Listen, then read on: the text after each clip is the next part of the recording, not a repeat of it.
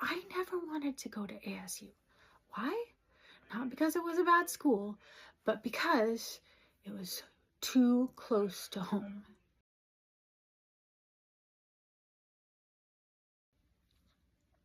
I have an older sister, and both of us, like from birth, it was decided that they would start a college fund for us. So we knew from very early on that our destiny was to go to college. And so that was what we were always preparing for.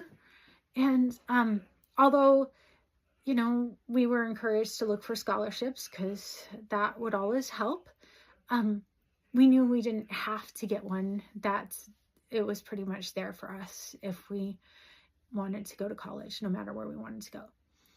And well, with a few exceptions, because obviously some institutions are more expensive than others, but for the most part, you know, it was pretty open in terms of where we would be able to go if we could get into those particular places. So when I first started looking at schools, they used to have these days where they would have a bunch of colleges and universities come and send representatives, and then you could go and they would set up tables, and you could go from one table to the next and pick up brochures and talk to someone from the university, find out what it's like and stuff like that. And I think I started going to some of these when I was as young as 9th grade, like pretty early on. And I remember I only picked up the brochures from universities that were out of state. The further they were from the state I was raised in, the better. And, you know, I really wanted to study abroad too. That was also in the back of my mind. ASU, I didn't even bother looking at that school because I knew that if I went to ASU, my parents would want me to live at home instead of in the dorm rooms, and I would have to commute, and I wouldn't get to have the full college experience. I really just wanted to get away. And maybe we can unpack the reasons for that some other time, like why I was so anxious to be on my own and experience life apart from my family, my upbringing, the town that I had spent at least the formative years of my life in. So we can explore that later. But I will say that ASU was like the farthest from my list of desired places to go to school. In high school, I wouldn't say I was a bad student, but I also wasn't like a great student.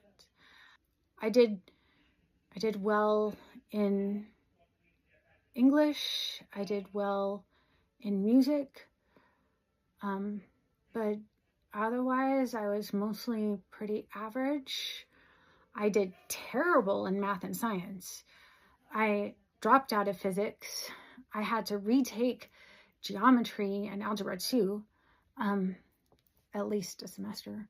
When you talk about winning the genetic lottery, I don't know if I won that one because, you know, I didn't get like the intellect to get into the more prestigious institutions of higher learning.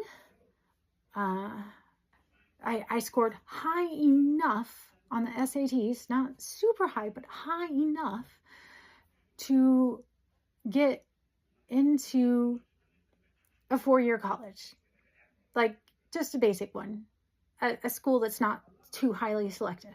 So yeah, I had good enough grades and high enough SAT scores that I could get out of the house and go to an out-of-state school. Yay! The thing is, going as far as I originally wanted to did not happen because in 1998, I fell in love.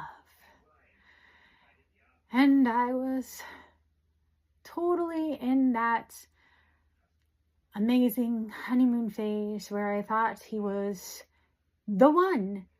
And I did not like being away from him, and I did not like the idea of us being parted and everything. But at the same time, I also didn't want a relationship to keep me in my parents' house any longer than I had to be. So, this is a compromise I made. I said, okay. So I'm still going to stay in this relationship. I'm going to try and make it work. And I'm still going to get out of the house. I'm still going to go to school far enough away from home that I don't have to live in the house.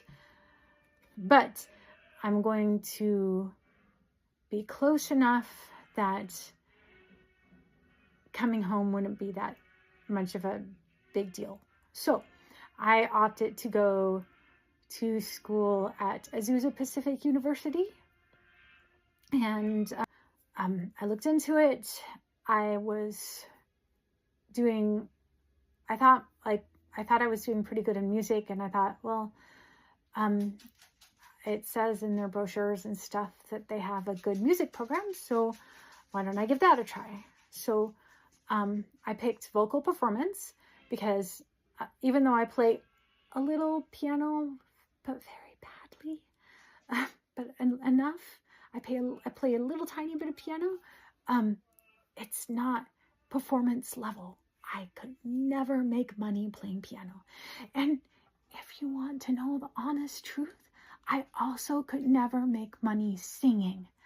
But did my 18-year-old self realize that? No. My experience at APU, Azusa Pacific University, so most people call it APU, it wasn't bad. I lived in, one of the newer dorm rooms. My roommate and I mostly got along. And yeah, so it wasn't super bad.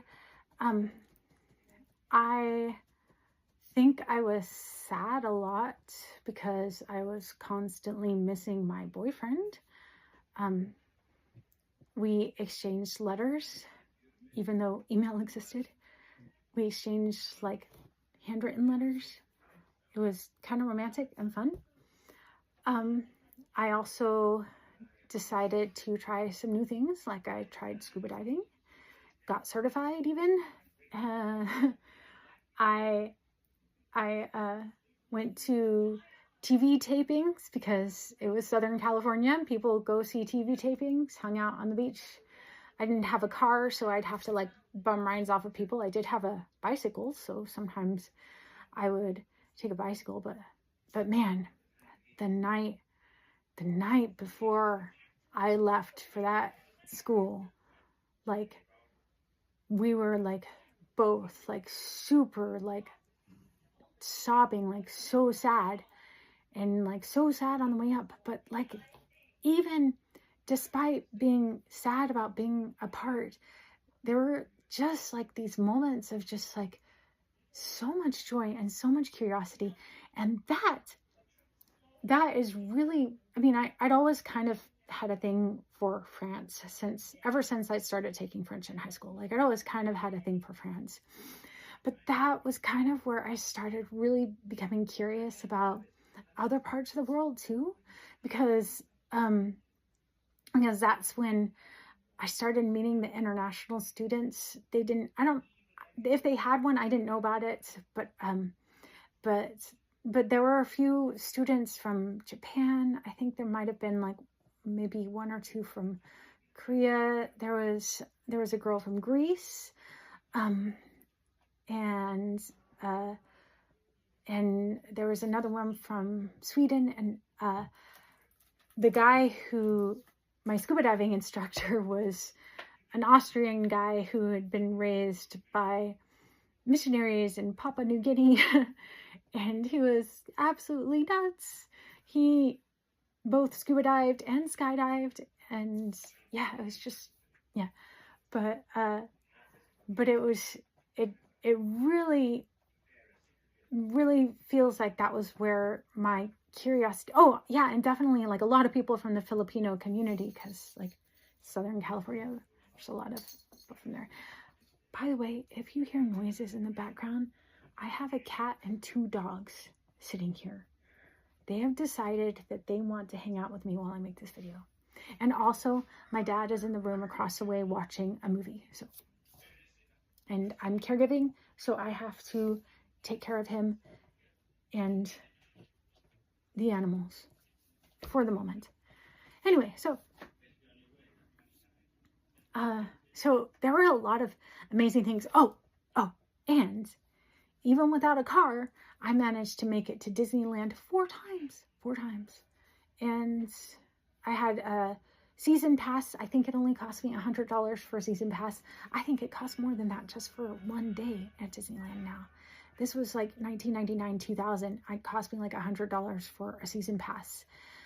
There were blockout days, but you know, we went on the off season anyway, so that didn't really even matter. So I went and 4 times basically paid off the card at that time period. And so, yeah, so I had a really good time.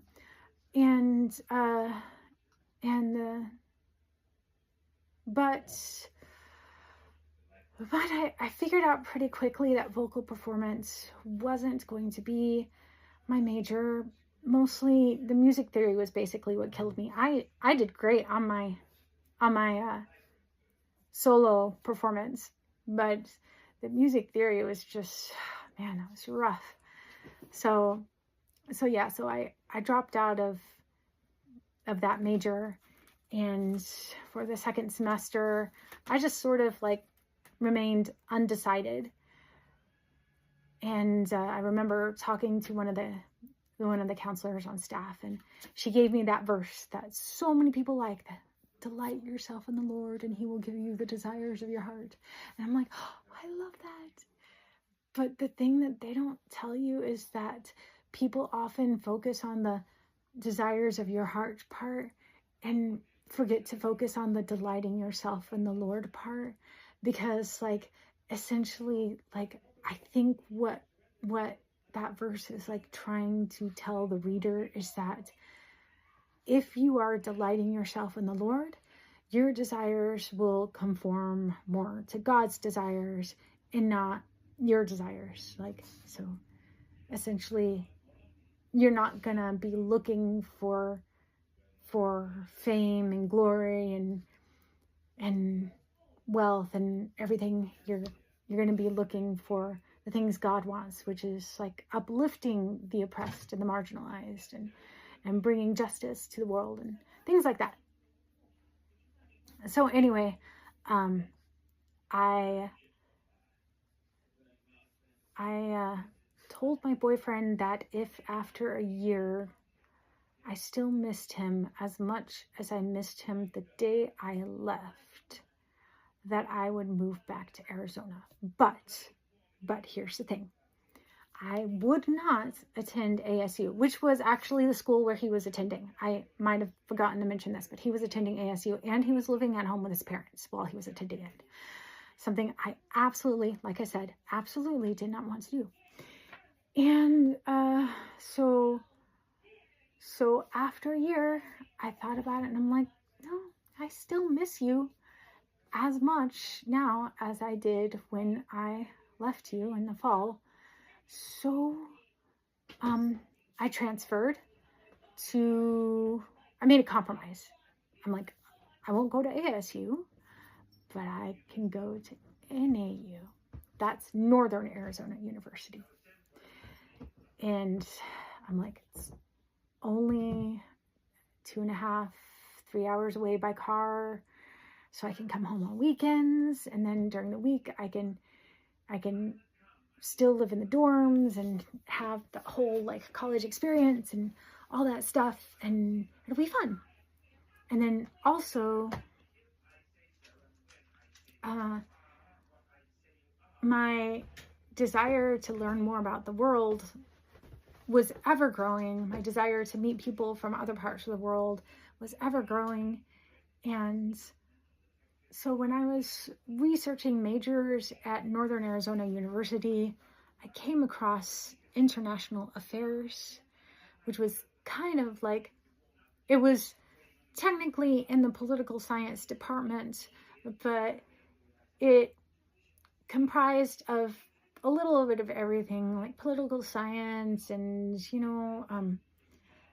a little bit of anthropology, and of course learning a new language, which would make studying abroad really important. And so I'm like, this is it. This is what I want to do. This is the desire of my heart. I don't know if God's telling me, but this is what I want to do. So I picked international affairs, and then I did all the paperwork and transferred all my credits to Northern Arizona University.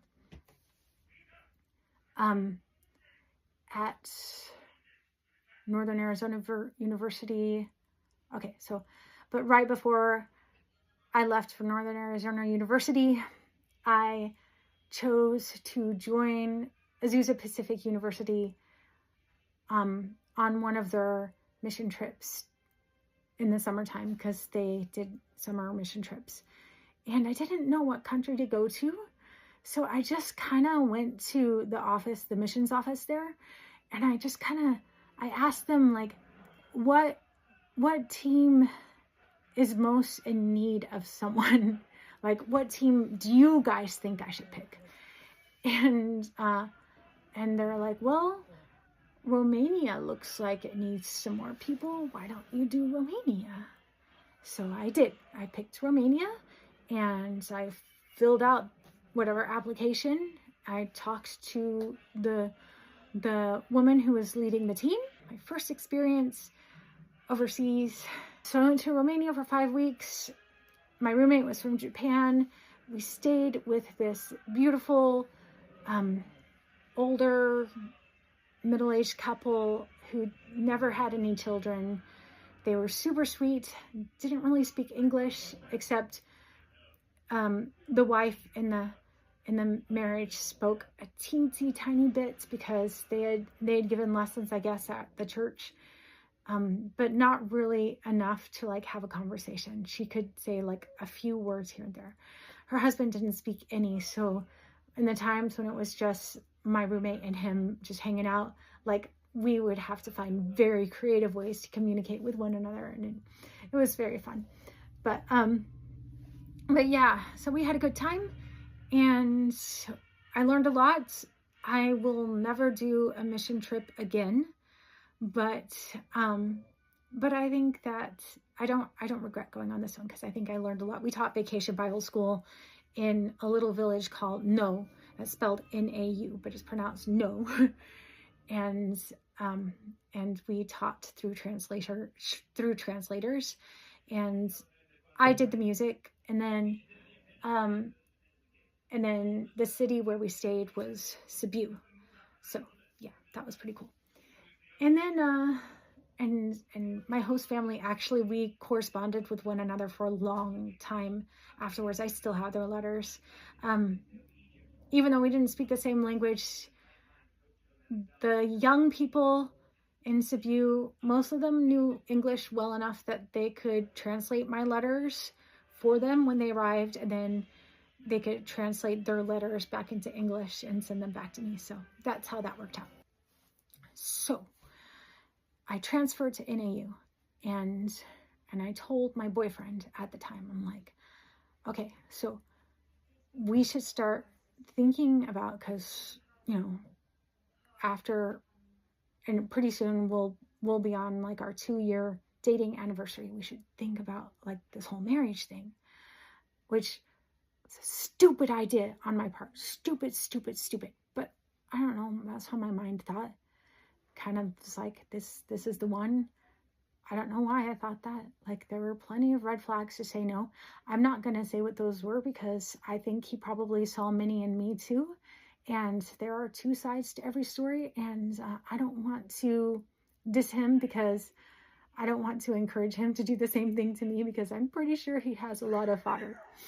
But anyway, it just, so I really wanted him to be near me. So I moved to NAU. I stayed in the dorms, this was the fall of 2000. I moved there.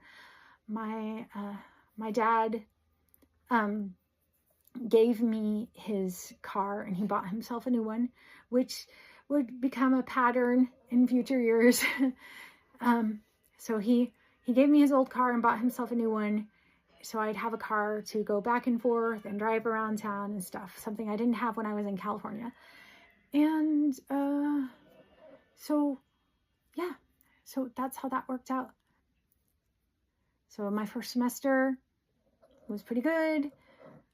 I was starting to change a lot already, like get new ideas, like being more open to different things, being challenged on a lot of my old ideas. My best friend quit being a Christian, which definitely like sent me through a new crisis of faith. The first of maybe many, I don't know. And like, so yeah, it was just kind of, an amazing kind of eye-opening world. Like Azusa Pacific was and still is a Christian university. I think it's interdenominational, but it's like still like a Christian university. Their slogan is God first, I think. And so like there was mandatory chapel a few times a week, and you had to take Bible classes even if that wasn't your major. And everybody, well, most everybody, I could think of one or two exceptions, but most everybody was kind of in the same sort of like Christian bubble. Like they all kind of thought the same, believed the same, like your beliefs didn't really get challenged. But then you go to a secular university, like a state university, like NAU, and like suddenly you're confronted with people from all different sorts of lives and all different beliefs, all different perspectives, cultures, languages. And it broadens your mind in a way that's going to a school that just confirms what you previously believed can never do. And you know, like for some people that actually makes your faith grow, and for some it challenges your faith, and maybe you'll stop believing like my best friend did. Maybe you'll believe, but in a different way, like I ultimately did. Like I have a faith, but it's very, very different than it was back then. So yeah, it's just, there's just all kinds of things that could happen to you, but it's worth it. It's totally worth it to be exposed to all these different things. I think I don't like the whole bubble thing. He came to my university with much reluctance in the spring of 2001, and things just didn't work out. We tried to be engaged, but it was kind of like a forced engagement. It wasn't really like, I didn't really feel natural. And there was a ring, but it still didn't feel natural. And there was a lot of stuff going on that just made it full on clear that this relationship that I thought was like the one was not going to work out. So he broke the engagement, and then spring break happened. And then over spring break, I could have waited for him to come back, but no, I broke up with him over the phone. And I was just like, you know, let's not pretend anymore. Like, if we're going to break up the engagement, let's just break up the whole relationship and go our separate ways and see where life takes us. And that's basically it. He dropped out and moved home. I kept going.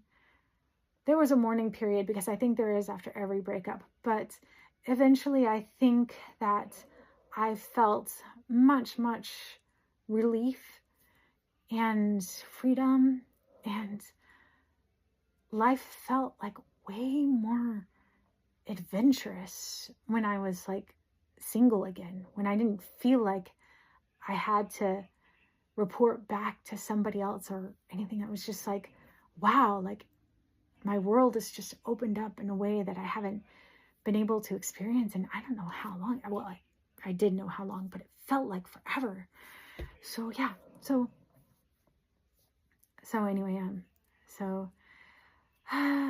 anyway, he ultimately married someone else and started a family with someone else. I don't know the whole story because we don't talk or anything, but that's all I know. And I didn't, but that's okay because everybody has their own path, right? And so after I broke up with him, I was like, oh, well, I'm not getting married. And since I'm not getting married, let's try this whole study abroad thing that I've been dreaming about for a while, because I want to learn French. I want to see the world. And everything I've learned about France just seems super amazing. So let's see if I can make it to France. So the following year, in the 2001-2002 scholastic year, I befriended as many international friends as I possibly could. As many internationals as I possibly could. And I felt more liberated than I had ever felt in my entire life. And I had 3 roommates that year who I didn't really know until that year, and they were so amazing. I had such a good time with them, and whenever I brought my international friends over, they would enjoy hanging out with my international friends too, and I think vice versa. Like, everybody just had such a good time together. We would have like French nights, we'd watch like a French movie and drink French wine. We would have like birthday parties or just like random, just like get-togethers, and people would stop by in between class and just sit on the futon and chat and whatever. And so it was wonderful.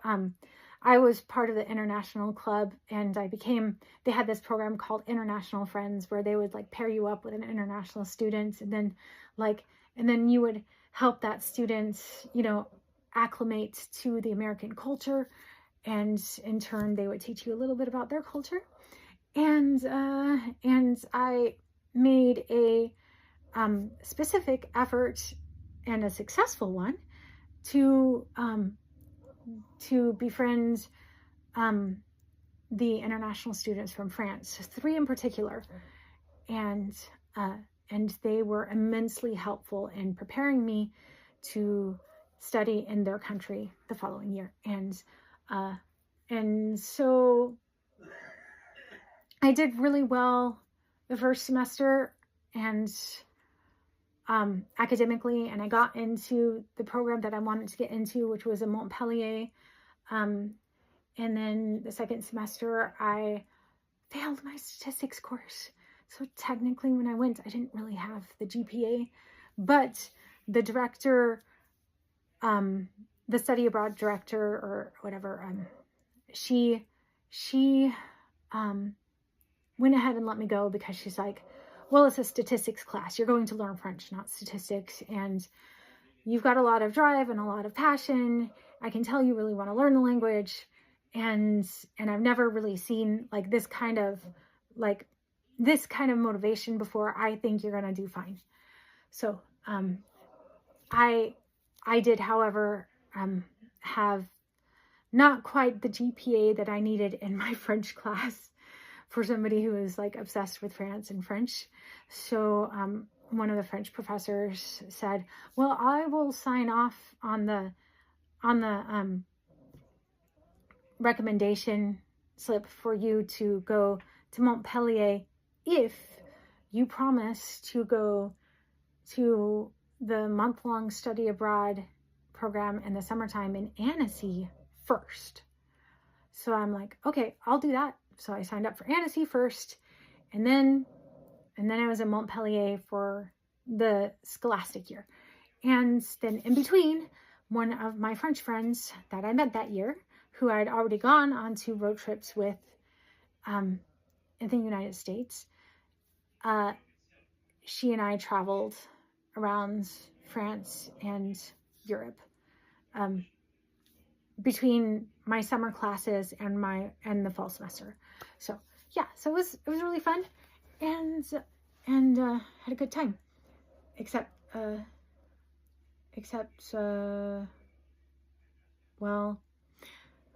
that last semester when I kind of hit a breaking point and had a full-on psychological breakdown and ended up in a psych hospital in South France, like quite a long distance away from where I was studying. I wasn't really close enough for anyone who knew me to visit me.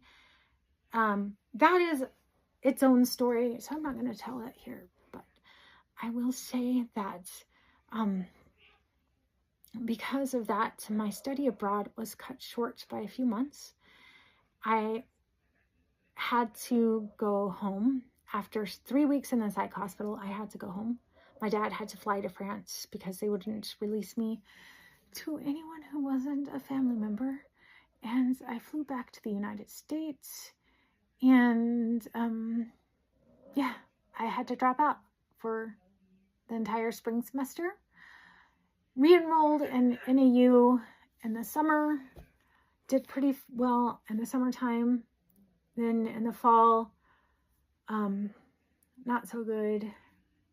And then I dropped out in the spring after another hospitalization. This one, not so much for a breakdown, or for a suicide attempt. A failed one, as you can see. I'm still here. But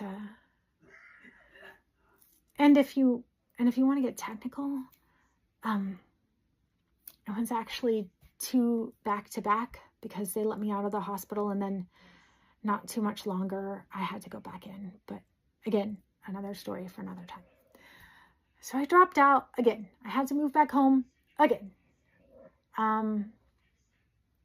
And to be honest, that second year back at NAU, like, never felt right anyway. I did make some new friends. Some of them I'm still friends with today. But, like, it wasn't, I mean, the energy, the hope, the expectation, none of it was there anymore. It might be because in 2001, 2002, I did not have a mental illness diagnosis. I thought I was just having fun like everybody else. I didn't know, like, when I came back, I started interviewing like so many of my friends. I'm like, did you ever see any red flags? Did you ever notice anything different about me? Like, why didn't I catch this coming? Like, why did this kind of like fall in my lap seemingly out of nowhere? Like, why didn't I know? Why? I mean, I should have known. I should have been able to figure out that this was in my brain. Why didn't I know? Why didn't I know? But nobody seems to have been able to pick up on it. And so, yeah. So it's maybe a mystery for now. So I dropped out again. So if you are keeping track, that is my second time dropping out. So, so I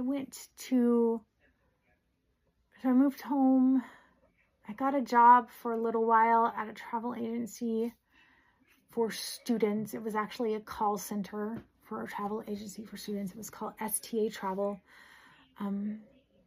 And then they put me at this weird shift from like 5 p.m. until 1 a.m. I barely got any calls. I wasn't making them much money.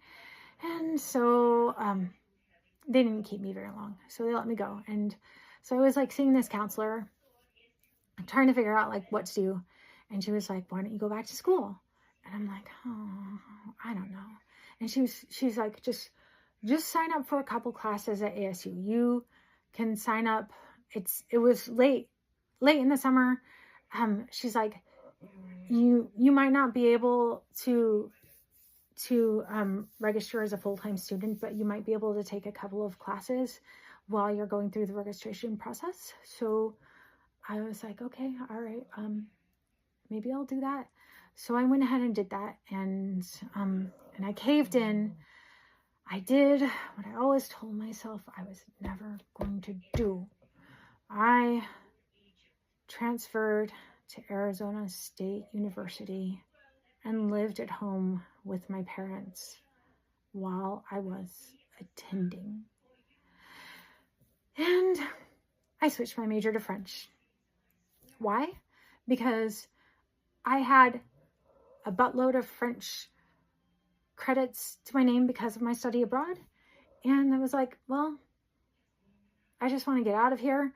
And my dad, my mom, they were like old school. You know, back in the day, the common way of thinking was like, it doesn't really matter what your degree is in, just as long as you have one, because people just want to see that you have a degree. They don't really like care, you know. And so I believed them. And I got my degree in French. And the summer before I graduated, I did one last study abroad.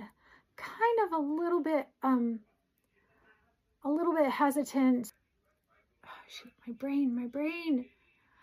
So they convinced me to go to Quebec for, I think it was like 5 weeks. And it was Quebec City for a study abroad at Laval University Laval. I felt very validated when I took my placement exam and they put me in the highest level. And so that made me feel good, because I'm like, at least I didn't waste my time. I actually did learn something when I was learning French. When I went to ASU, I found that I still had a couple of general requirements that hadn't been fulfilled, and I struggled with those. My heart just wasn't in them, I guess. I don't know. Or maybe I just wasn't willing to make flashcards. I don't know. But I did end up graduating from ASU in December 2005, December 15.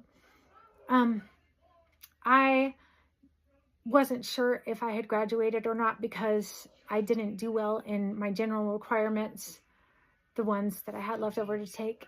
And I'm like, they're not gonna let me do it. I'm gonna be a perpetual student. I'm never gonna get out of school, or I'm gonna have to like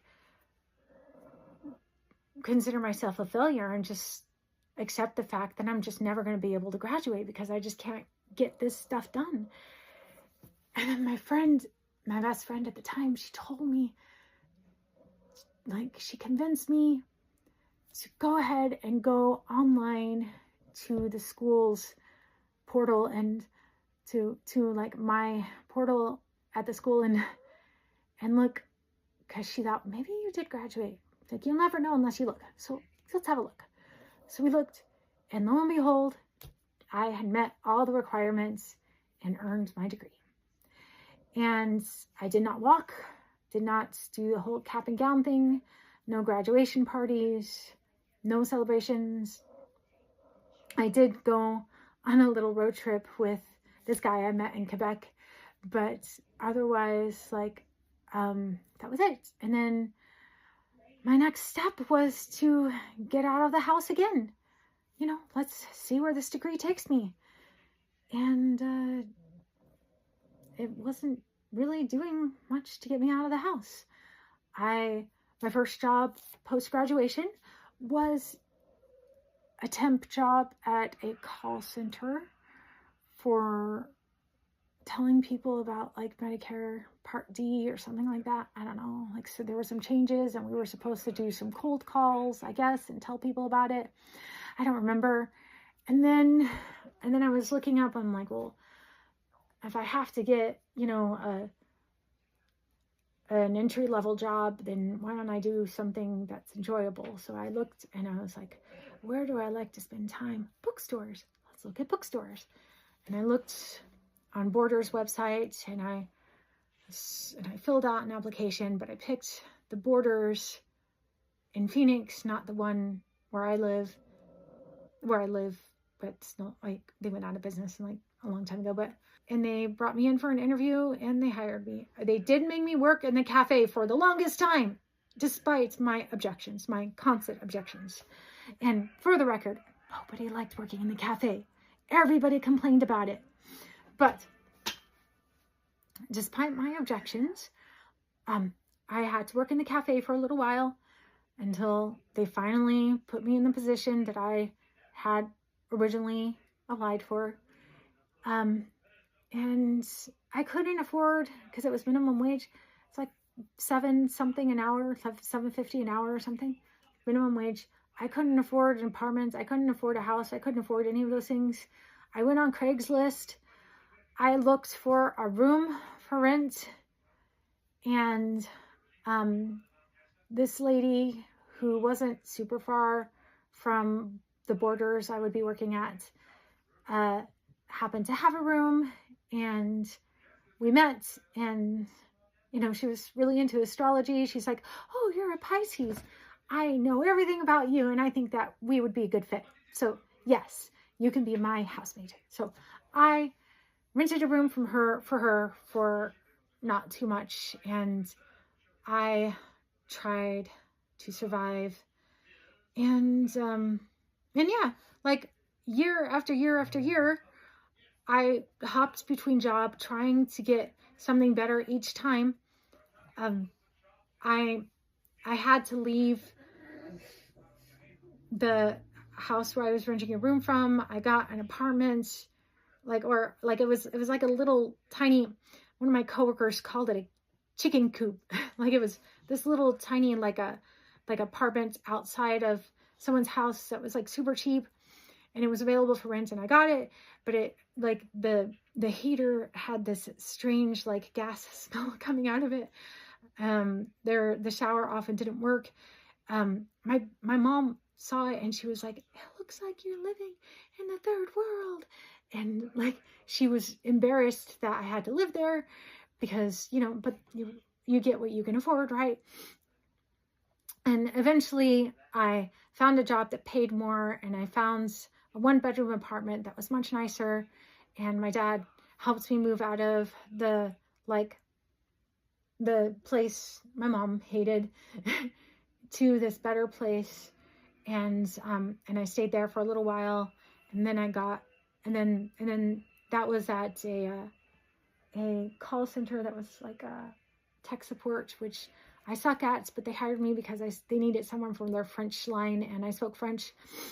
And then all my friends got fired because the whole team got outsourced to India, except for the French line and the Portuguese line. And the Portuguese line was all the way on the other side of the room, so I was by myself. And so I found a job somewhere else, and then that job didn't work out, and then I got another job, and that job didn't work out. And I also ended up moving to another spot, and that didn't work out. So like, it was one thing after another after another. I tried to go back to school. I tried to return to NAU. That didn't work out.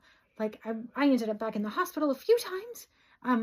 I was suicidal like several times because this whole mental illness seemed to have like thrown me off my path. And also, like, I couldn't seem to figure out how to make life work. I couldn't figure it out. Like, and so I just didn't want life to keep going because I couldn't figure it out. Like, and all my friends were getting married, and they were like getting stable jobs, and they were doing things with their lives that were admirable and like kind of, and well, they were definitely socially acceptable. And here I was just like stagnating, like, what the heck is going on? And then I just kind of gave up, and yeah, hospitalized a few times. There were a few attempts that didn't lead to hospitalizations too, but I won't talk about those here. not all of them always do. I don't know if everybody knows that, but not every attempt leads to a hospitalization. And yeah, so then in 2009, I, at the suggestion of 2 psychiatrists, a couple of psychologists, I gave up and moved back home for the last time with my tail between my legs, head down, totally feeling ashamed, and got accepted onto SSDI, that's Social Security Disability Income. I've been there ever since, and here I am. I worked for Walmart for like a year, part-time, enough to pay for me to go on a couple of fun trips. Now I'm caregiving for my parents. I'm probably going to have to work until I die, and I don't know what I'm going to do when I have to get back into the workforce again, because I haven't been there in such a long time. And what do you do with a French degree and no experience? But retail, I don't want to do retail. I don't know what I'm going to do, but we'll find out, because honestly, like, there's a lot of people who just do what they got to do to survive. And like, why should I think I'm so much more special just because I was given the gift of going to college, having fun learning a language, and getting a degree, and an arbitrary degree in a subject that gets you nowhere. Anyway, I've never framed my diploma. I bought a frame today. Actually, it seems to, maybe I have framed it before. Because I don't think it came with this backing. I don't think it came with this. What do you call these? Yeah, I don't think it came with this. I think it just came, just the diploma in a cardboard envelope with protection to make sure it didn't get bent. So there's my diploma. And I guess I'll frame it to protect it a little better. I got this very basic frame from the craft store. So I'll frame it. I don't know if I'll put it on the wall or anything, though. Should I feel proud about something like this? Or should I just, the only people, because I remember a French friend, I don't remember which one of my French friends was like, I don't understand why Americans, put all their diplomas on the wall. It's no big deal. We don't do that. And I can see the rationale if you're a doctor or a lawyer, you're trying to display to your clients or your patients that you are educated and credentialed, and you can actually perform the job that you are there to perform. But a French degree? Come on. Anyway, so my thoughts. 20 years since graduation. What have I to say for myself? Well, I think I've said quite a lot. I'm gonna go now.